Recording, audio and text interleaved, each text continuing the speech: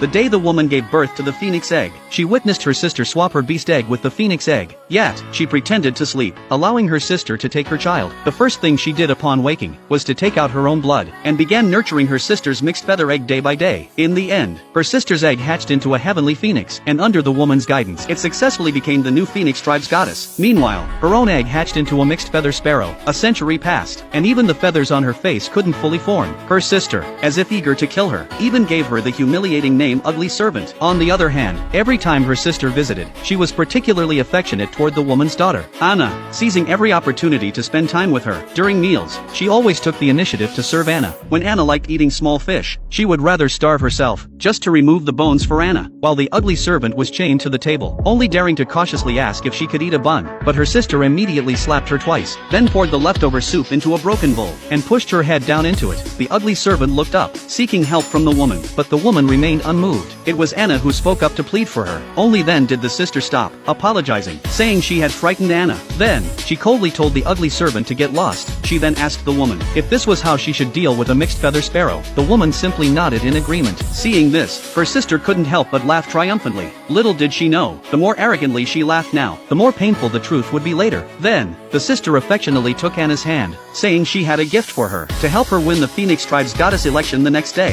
However, when Anna opened the box, she found it empty. At that moment, her sister said that she had recently learned a secret technique, whereby pulling all the feathers from a feather tribe member could turn them into a protective artifact. The ugly servant gasped in horror, realizing she would be the sacrificial offering for this artifact. Sure enough, the next moment, the mother acted, saying that the fresher the feathers, the more powerful the effect, and began channeling her energy. Then, she started slapping the ugly servant repeatedly, accompanied by the girl's agonized screams. The woman's husband couldn't bear to watch, and rushed to stop her, reminding her that the girl was her own flesh and blood. How could she do this? But the sister slapped him aside without a word, and continued plucking the ugly servant's feathers. Blood-stained feathers flew through the air, some even splashed onto the woman's face, but she merely wiped it off nonchalantly, not even furrowing her brows, until the artifact was finally complete. The sister stopped and proudly placed the feather crown on Anna's head. At that moment, she noticed a feather on Anna's head had broken off, and coldly asked the woman, how could she not even take care of a child? Finally, the woman spoke up, saying that her own daughter had been plucked bald, and yet,